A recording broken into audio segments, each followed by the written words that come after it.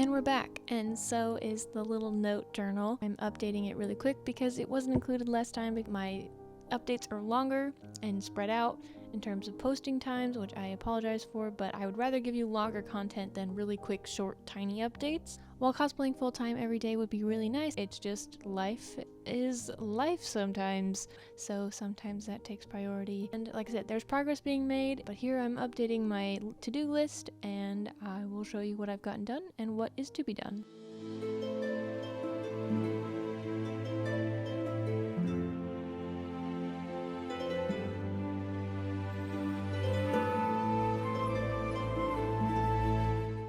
This next section will mostly be a bunch of pieces of belt and harness and thigh holster pieces, because I realized I neglected to make belt loops until I looked at some of my reference pictures.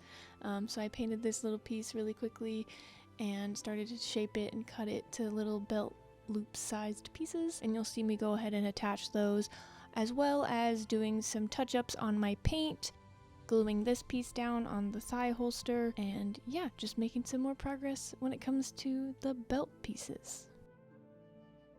I actually wasn't certain I was going to attach this piece that you see me putting on here, because I thought that the two pieces would be held together with the knife holster that I'll eventually attach to this, but I kind of thought it would add some stability, and for some reason, I don't know why it didn't capture me actually gluing them down, but here you see me just pinching them down like I've done with other pieces.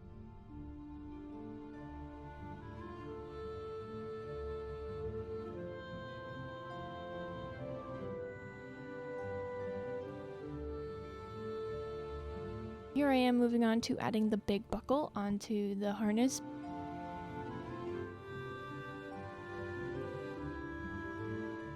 I'm just using my punch like I have before for the straps to make a space for like the little tongue, I guess I'll call it, of the buckle. I'm not actually sure what the technical term for that piece is, but you'll see me do that right here.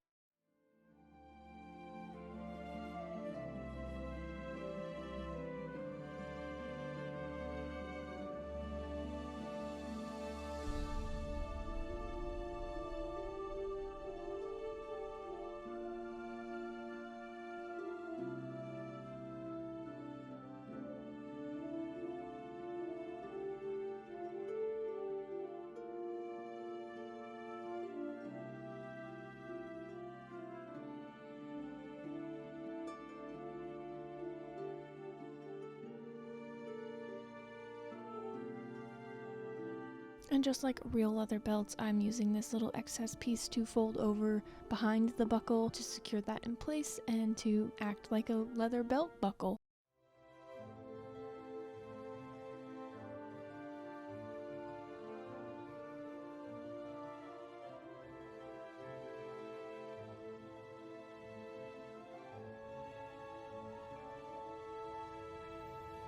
Like I made mention before, I'm just going in with a really quick dry coat here. I'm not worried about getting it too detailed or matching the base paint, just to fill in the holes that I punched. I do plan to go back and add some highlights and lowlights to add to that leather look, because leather isn't just a solid brown color, it has highlights and lowlights. So this is just a quick little douse of paint just to get things covered, and you know, so you're not very obviously seeing the white foam underneath.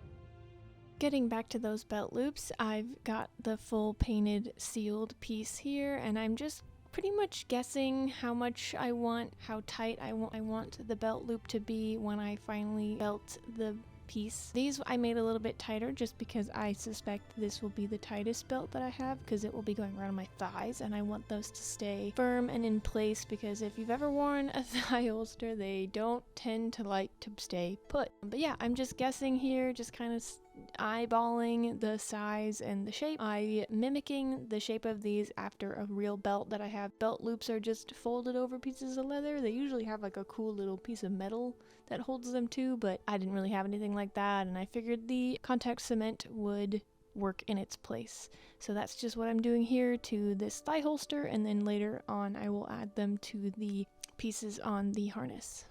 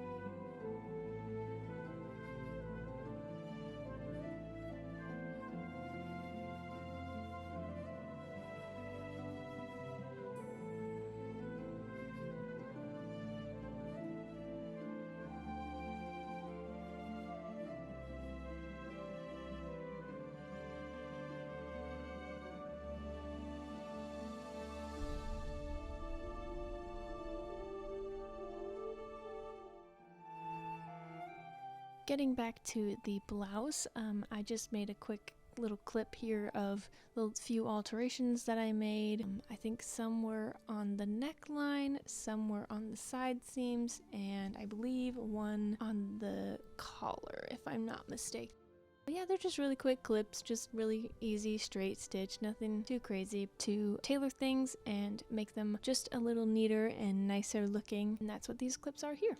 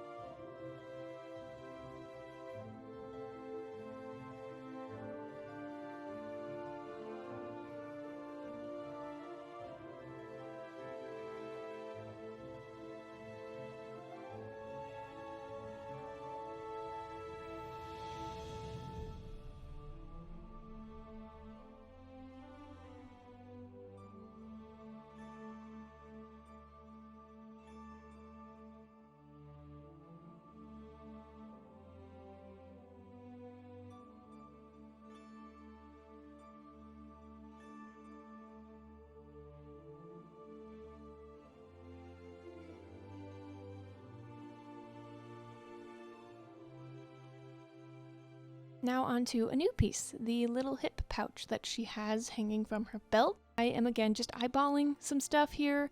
I used this cardboard tube that I had to kind of give me a general shape that I knew I kind of wanted to go for, which was like a horseshoe or U type shape. I'm going to try my best to explain all this because like I'm just totally eyeballing this part and kind of guesstimating. I made a few pouches. Usually I make them out of foam or leather or like faux leather.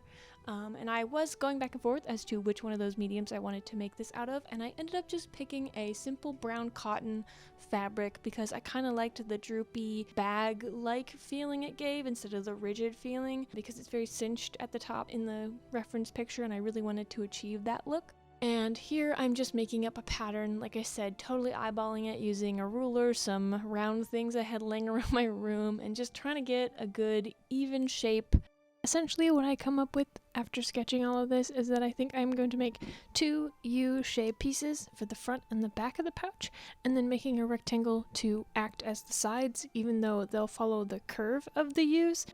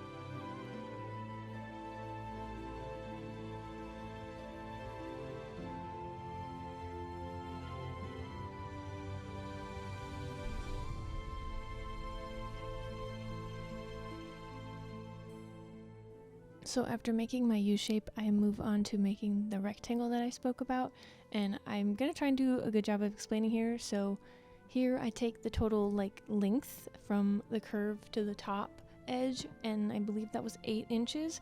So I just used that and made a 10-inch rectangle.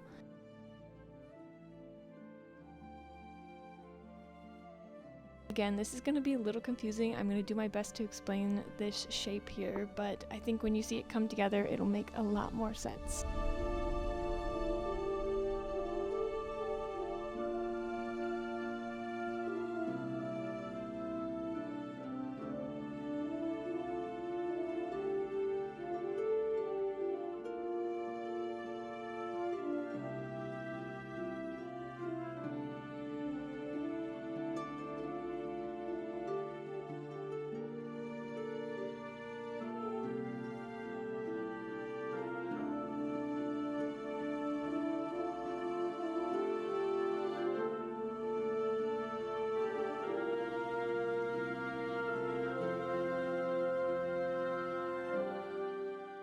I cut out my pattern and then I start to apply it to my fabric to cut that and start to sew that.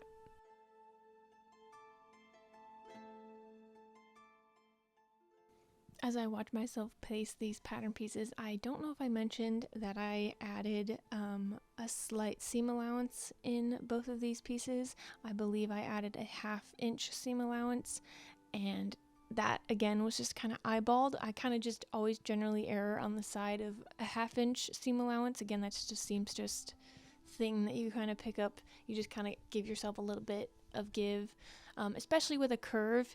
You know, when you apply the two pieces together, it's kind of like putting a circle and a square together. They don't totally go, but you just kind of ease it and you just kind of squish it and mush it until it goes together.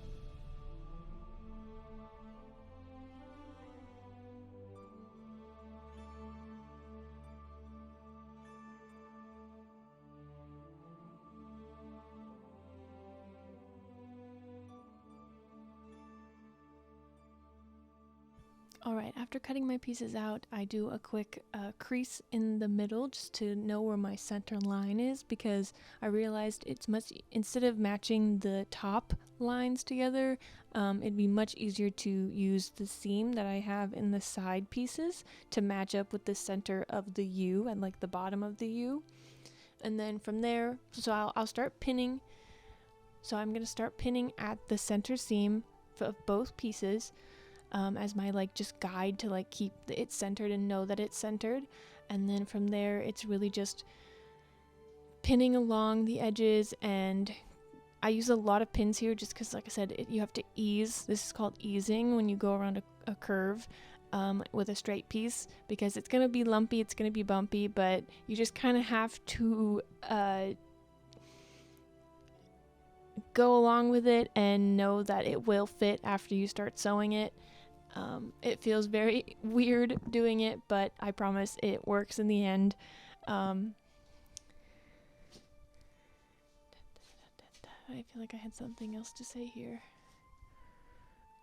It does help. I mean, you'll see me move this on and off my machine here. I usually do this with like an ironing ham. which is usually like in the costume shops that I work in, but I don't have one of those, unfortunately, so I kind of rest it on there sometimes when I'm trying to achieve a better curve to the shape, because being on a physical, like, form is a lot easier than just doing it in the air. But yeah, I hope so far this is making sense. Bear with me.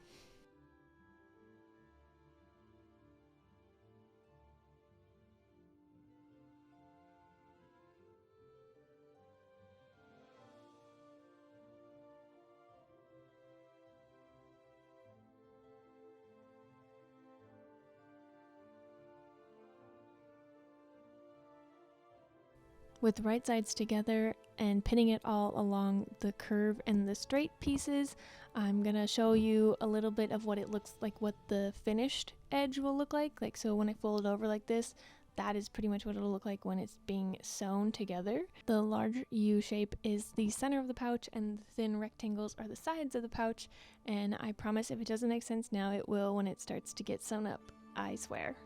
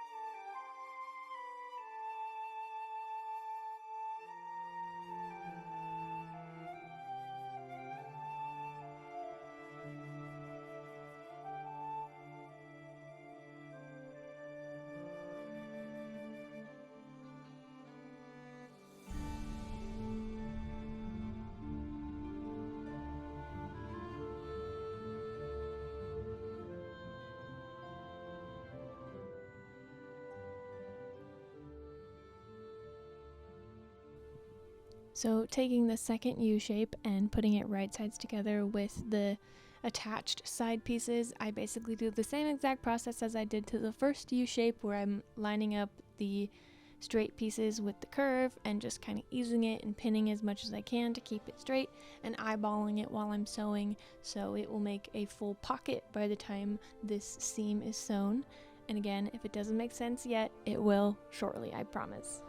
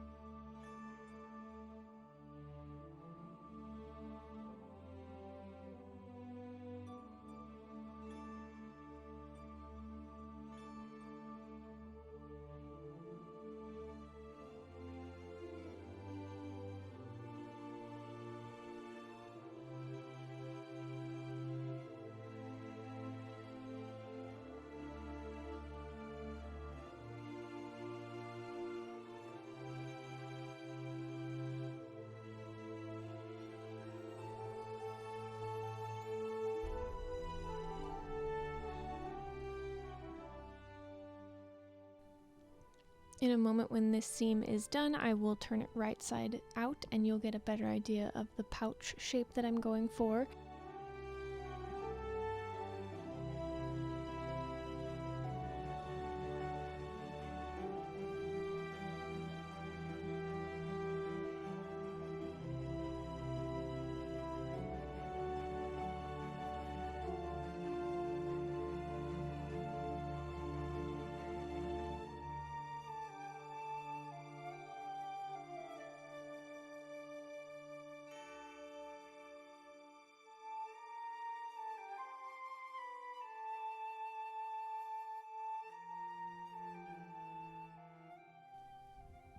And I know the top is not finished yet. I will do that when I add the eyelets, as well as figure out if I want to round off the side pieces or keep them blunt just like the U shape is. But yeah, so far that's the pouch.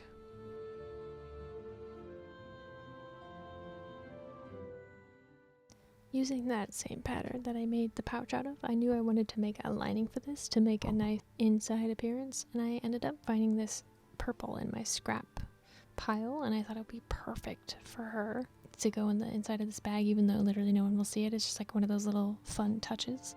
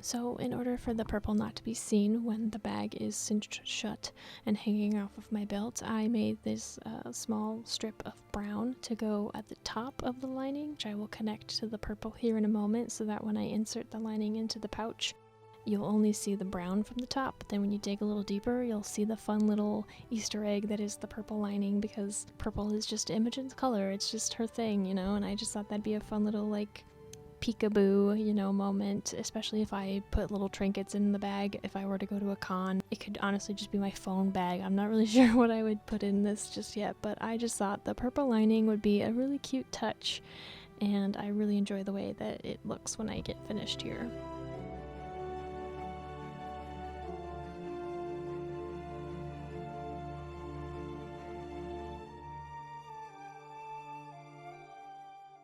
Here I am just giving you an idea of how lining works with the concept of putting the seams inside of the pouch so that it conceals the pouch's seams, if that makes any sense, with the lining. And then just showing you that little peekaboo moment of purple and showing you how that'll look cinched up. And the next step is eyelets and lacing.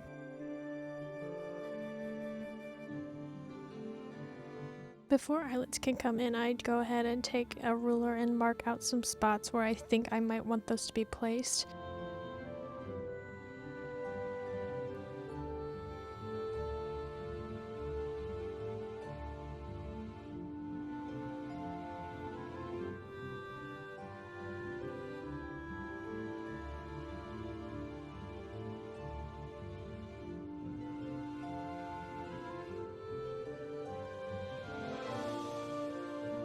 Then when I'm happy with the placements and the markings, I go in with eyelet puncher and just punch through the fabric to make a pre-cut hole for the eyelets to fit in, and then use that same tool to punch the eyelets into place.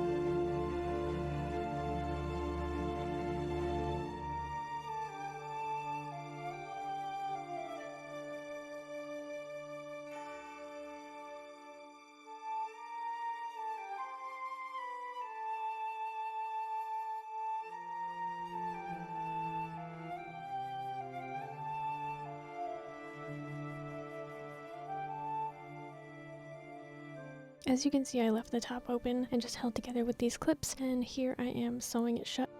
I sped these clips up a lot because I did a detailed stitch just for like some extra flair. But it's just a cute little detail that probably no one will see, but I love it, and it took a while, so that's why these clips are sped up a bit. But I'll show you what that stitching looks like in a moment.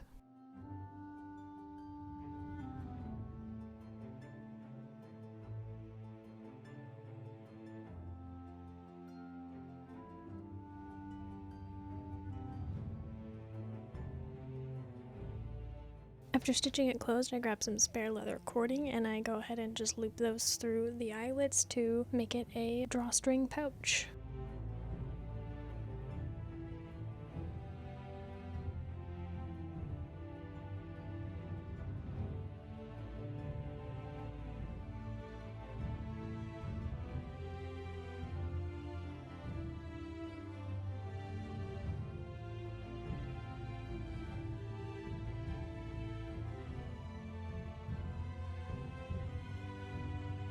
And here's that fun little peekaboo colored lining on the inside that is so fun, I think, and is just really cute, and I love it. So this was sort of an experiment on my end. I grabbed some embroidery floss and tried to find a thread that matched it, and I'm just trying to mimic that detailing that she has on the side of the pouch. I'm gonna be honest, I didn't really enjoy the way it turned out, but it's not terrible. It's just thread, so in the end results, if I don't like it, I can just cut it off and it will be fine.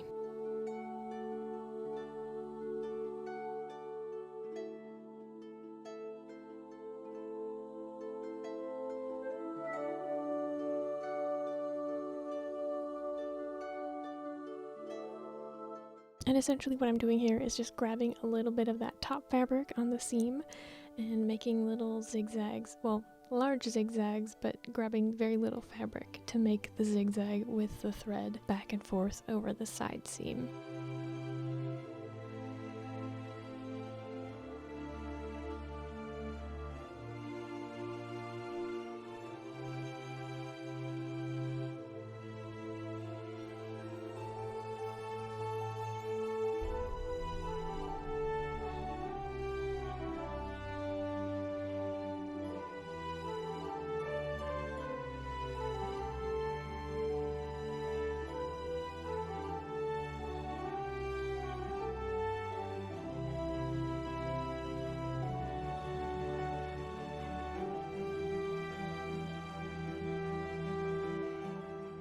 Next up is the attachments that the little pouch hangs off of, and at first I thought I would just sew it on, but then I found these little rings that I had in my collection of stuff, and I came up with this idea that I could attach it with like little lobster claw closures, and that way I can take the bag on and off the belt and I can use it as an actual pouch, like maybe put my phone in it. If I were to go to a con, it could hold some things.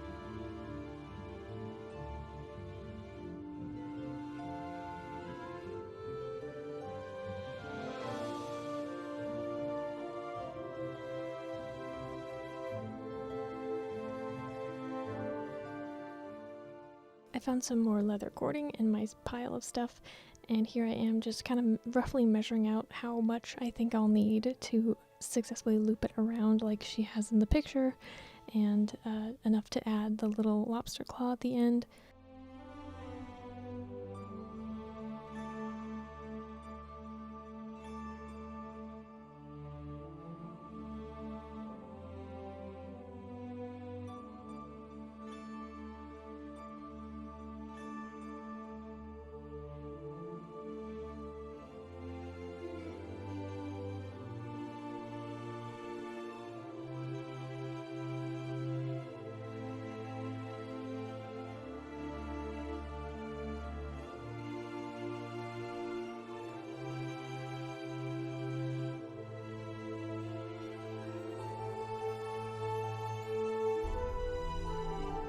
And because this is not brown, I grabbed this fabric medium paint and I add it to the acrylic that I've been working with this entire time so that everything remains the same cohesive color.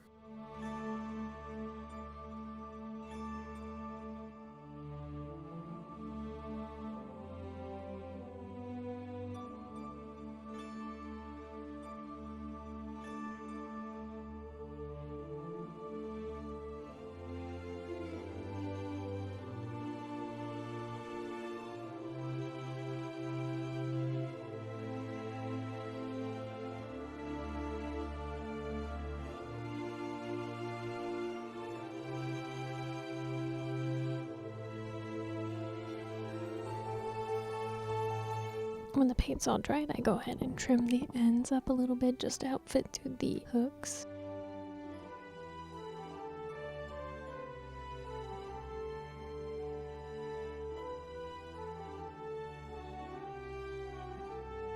Once that slides on and is in a place I like, I grab the contact cement and let it get tacky and then smush it together to create a seal.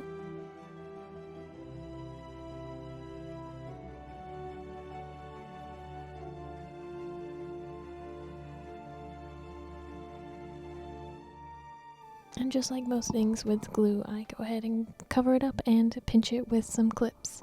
And I do the same exact steps on this other end of the strap.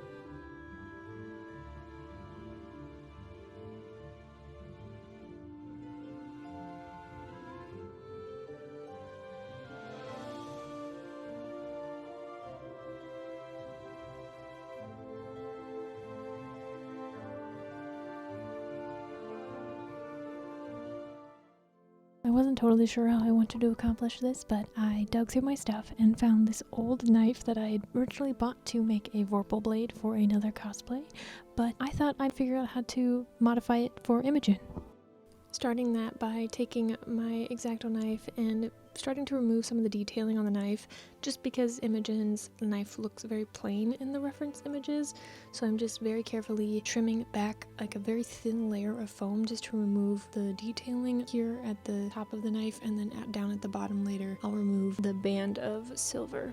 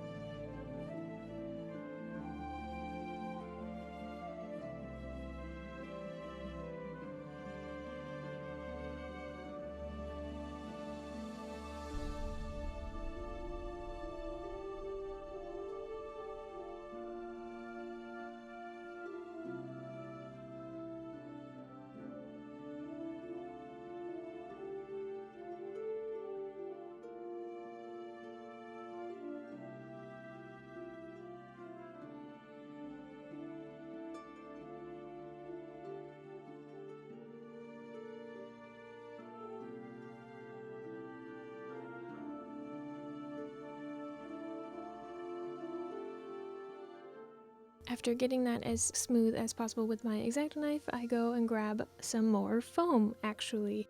This is my favorite foam smithing tool. It is foam clay, and it is pretty much exactly what it says. It is foam in the form of a clay, very malleable form, and it just helps with things like seams and smoothness and just adding on to things. I'm using it in a super thin layer just to kind of smooth out this piece.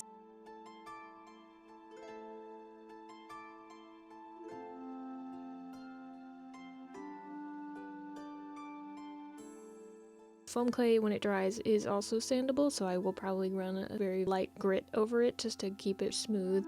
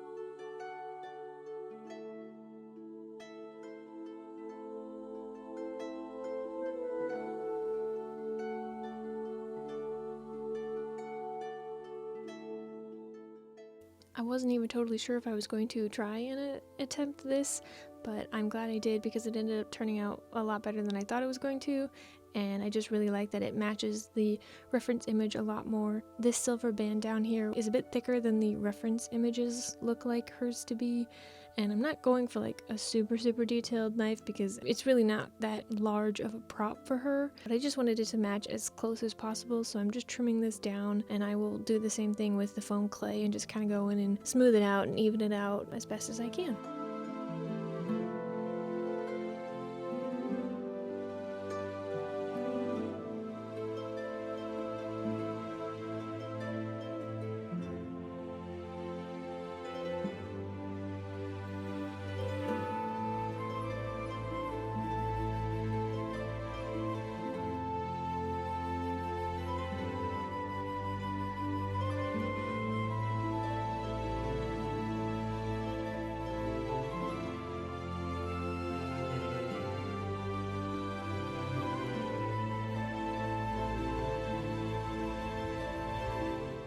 This is another one of those things I wasn't totally sure if I was going to do this, but I ended up just really disliking this faux wooden texture that is on the handle, and even though Imogen's knife is wooden in the picture, I just couldn't stand this one, so I just smoothed it out and figured I would rather like paint a wooden texture on rather than like have these weird grooves.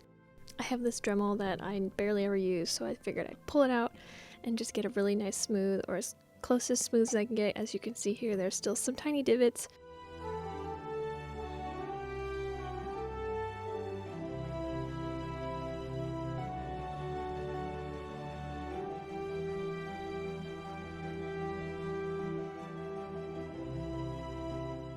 After getting it as smooth as I can, I go in with some of my clay foam again and just start putting in really thin layers just to help create a really flat, even surface.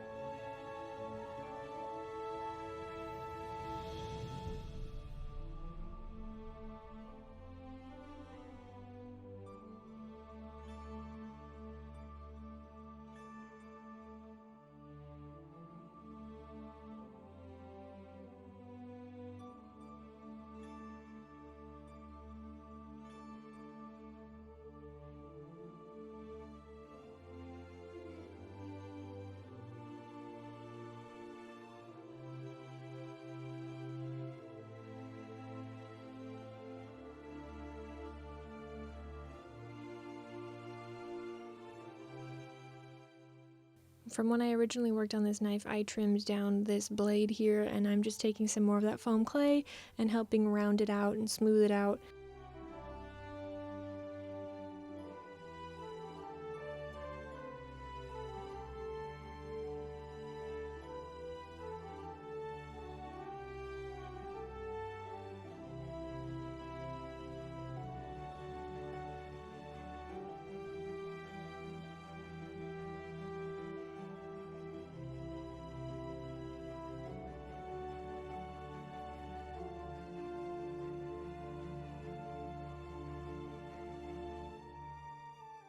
After letting the clay dry, I go ahead and get the primer ready, and I'm just going to prime the whole thing, giving it a coat all over, which just give me a nice even canvas to work on.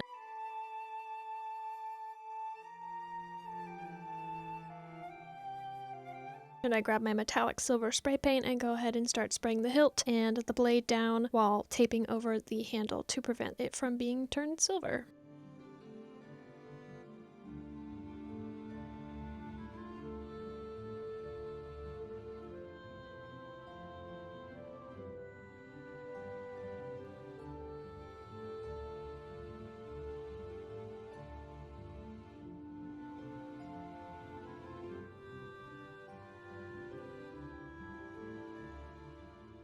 After that spray paint dries, it's time to paint the handle, which I did previously, but apparently my camera did not want to record. So here I am just going in with the highlights and the lowlights to give you an idea of mimicking the wooden texture she has on the handle of her knife.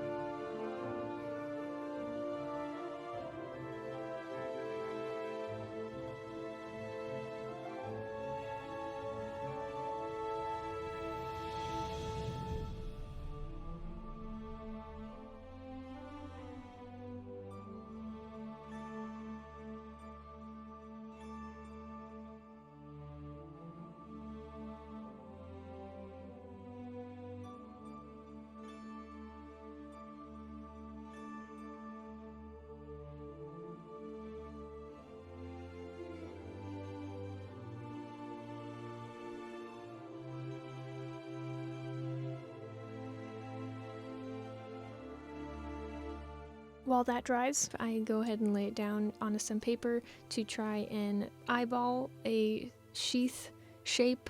I've never made a knife sheath before, but from a very quick Googling and YouTubing, you basically just trace the edge of your knife and then fold it over and like make sure you're doubling it, so that way when you fold it back over, it is half of the blade. And yeah, that's pretty much my process here, just rounding out the edges, straightening some of the other edges, and like I said, folding it over to copy the other side to make it match.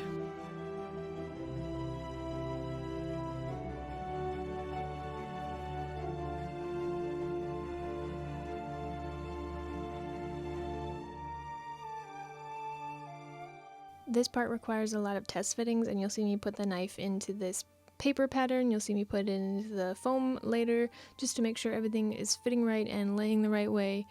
And here I'm applying the paper pattern to the foam and tracing it, copying it, making sure lines are straight, curves are curved.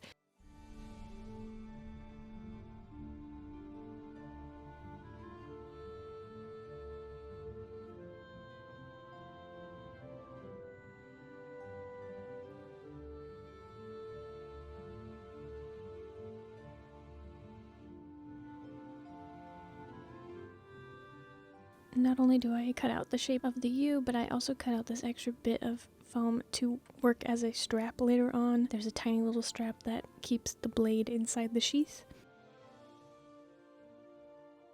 And after all of that cutting, I go ahead and fold the foam in half. I will also use heat on this in a moment, but for now I'm just using this bone folder to really help that crease, as well as using these quilter's clips to hold it together for just a moment so I can do a couple of test fittings to make sure I've got the shape correct, the size correct, as well as the edges lined up.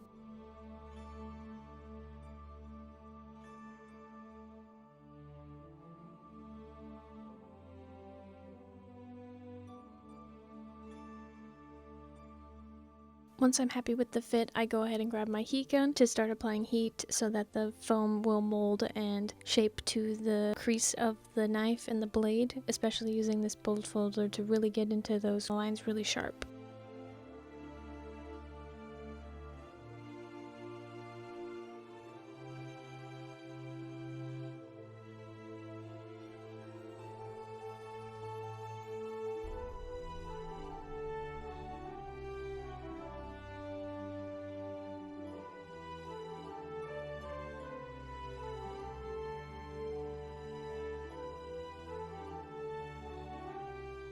After shaping and molding the sheath against the blade, I pull the blade out and go ahead and stick the foam underneath my sewing machine, because if you didn't know, you can sew foam.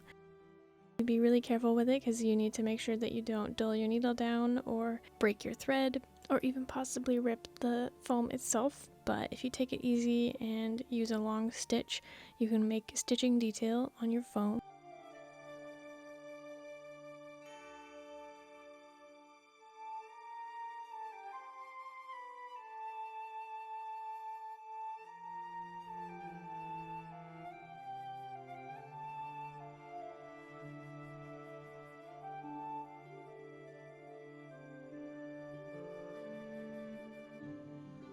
After sewing it down and testing the fit, I go ahead and grab my scissors and start to cut the straights and the curves, as well as curving the top pieces to give that nice finished edge.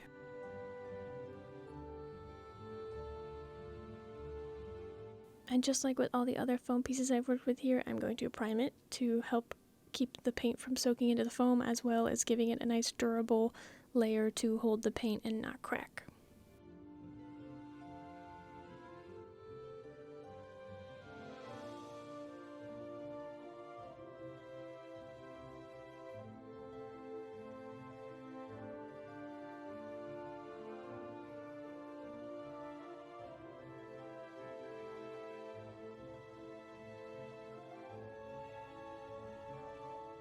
Another repetitive step here, using this burnt umber brown to generously apply it in long streaks to achieve the leather grain.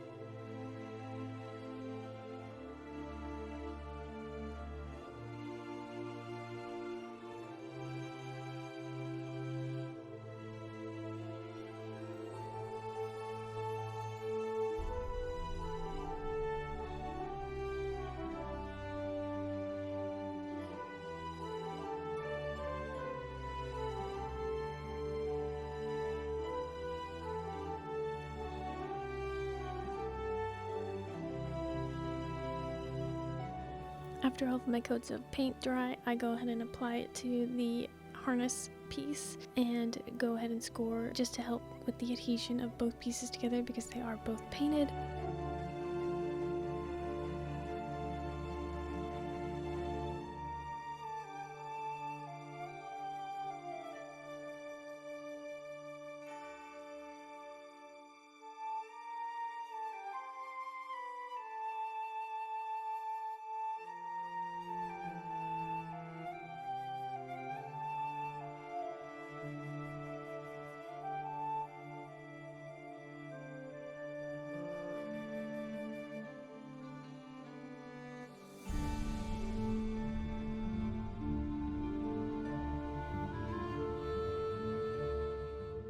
After applying the glue generously, I go ahead and attach it like I would all my other pieces, except this one I'm going to insert the knife just to help with the pressure and to make sure I'm not misshaping the sheath as I apply that pressure.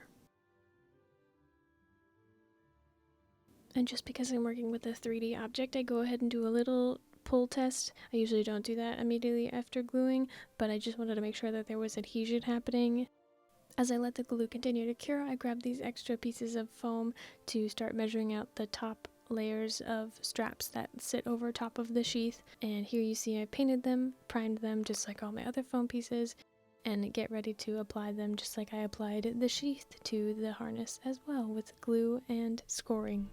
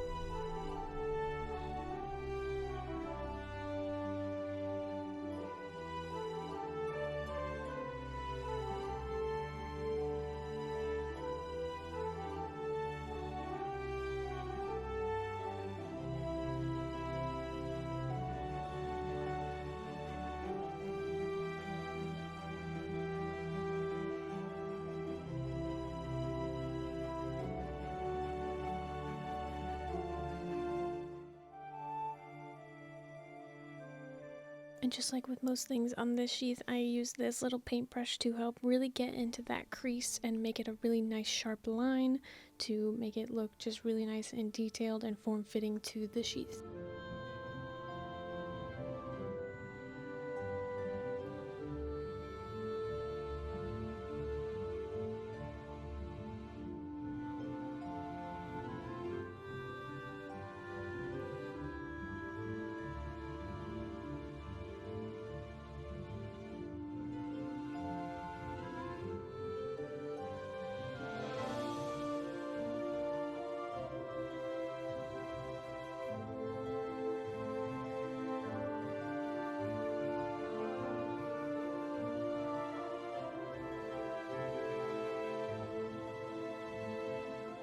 After all of that glue dries, I go ahead and grab the tiny strap I cut out earlier that I have since primed and painted, and I start measuring out where I think I want it to position and where I want it to snap closed.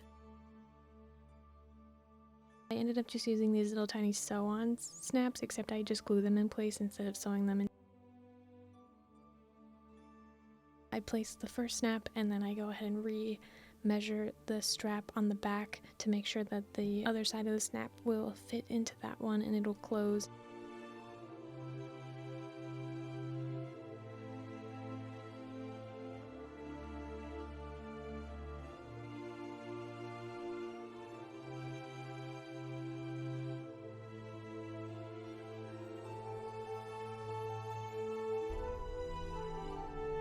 The glue is still drying, but that's just the gist of what it's supposed to do. Setting that project aside, I go ahead and move on to my arm socks again. Start by working in Cricut and lining up these little pieces of lightning bolts to fit as many on a sheet as I can. I just make sure everything looks good. I use the stencil setting because I'm using the stencil paper, and I go ahead and make sure that's all correct and start cutting it out. It's not very exciting to look at because it is just clear, but I promise you there are tiny little lightning bolts all over this piece of paper. After the bolts were printed, I go ahead and start gathering my supplies, stockings, paintbrushes, paint, some gloves. I grabbed some tape, but I ended up using it, some plastic wrap, which I did use, and the decals. The purpose of the gloves and the plastic wrap and what I thought I'd use the tape for is to keep a barrier between my skin and the paint. I thought that the seal wouldn't be as good, so I thought I'd use the tape there, but I didn't end up needing it. So with that, I just went ahead and put the arm sock on. And I go ahead and start prepping my lightning bolts to apply to the arm sock and begin adding the paint. And this is really quickly me realizing I almost forgot to put the glove on. I was going to originally do lightning bolts down all fingers, but then I kind of realized I wouldn't really know where to space them without the glove on, so I just go ahead and put it on and I only do the thumb and the pinky. First stencil placed, I go ahead and start to prep my paint, and I grab a fine detail brush, and even with the smaller brush, I do apply it very generously where the stencil is open, just because I want to make sure it's really saturated into the fabric, as well as leaving extra space to apply the lighter purple to give the 3D effect that her lightning has in the reference images.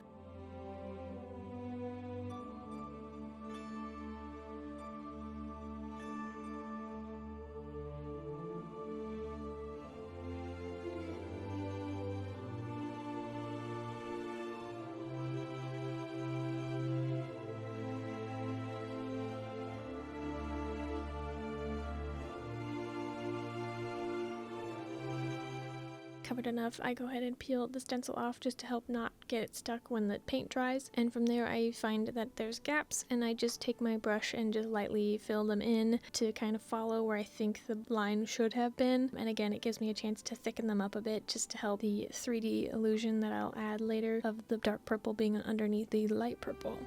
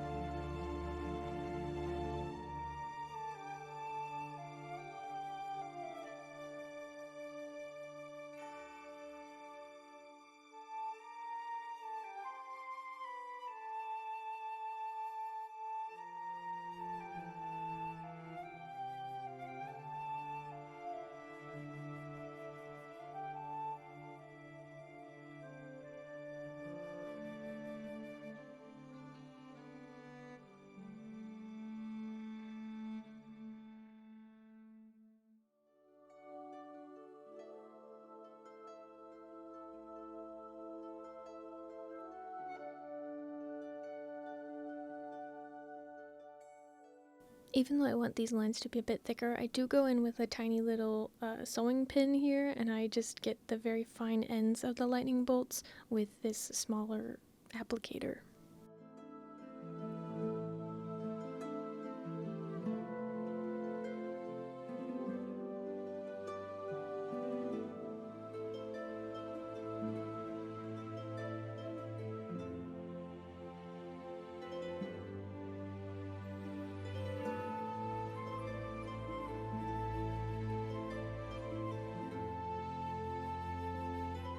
And after my first set of lightning bolts, I get a lot more confident in being able to do it and know how to do it. So from there, I just go ahead and place them in all the places that look like are on her arm in the reference image, which include the thumb, the pinky, and a bit more over the forearm.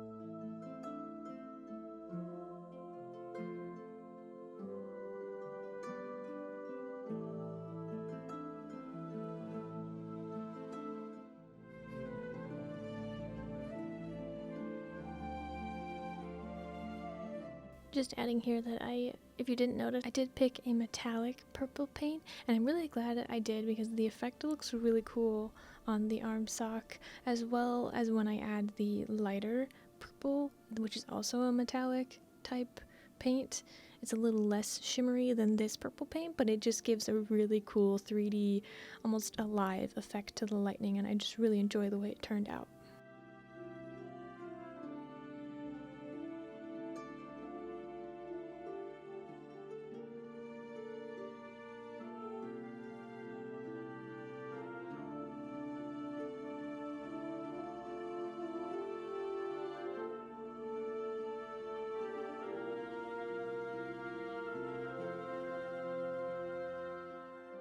So after the first layer of bolts is painted down, I grab my lighter purple and a much more tiny detailed brush, and I just go ahead and start copying the lines and trying to keep them inside the dark purple, because like I said, it's that 3D effect in her reference images that I'm trying to achieve.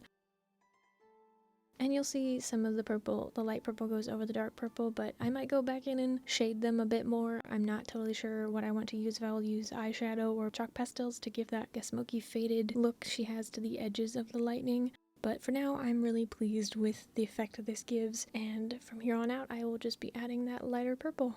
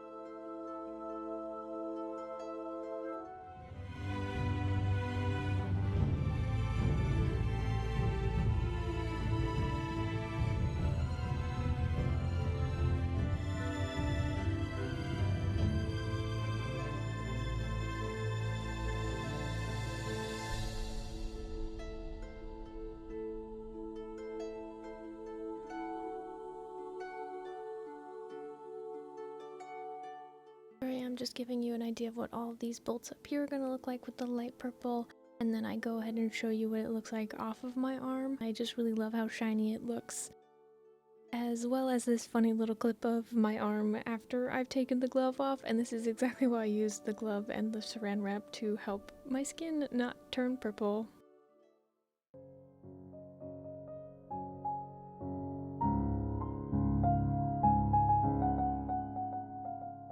At this point, we've come so far, and I'm so excited to show you guys this, but I will unfortunately have to leave you on a cliffhanger, so make sure to come back for the next one to see actual detailed shots of all of my pieces put together and the final finished cosplay. But in the meantime, thank you for watching, and I can't wait to show you the results.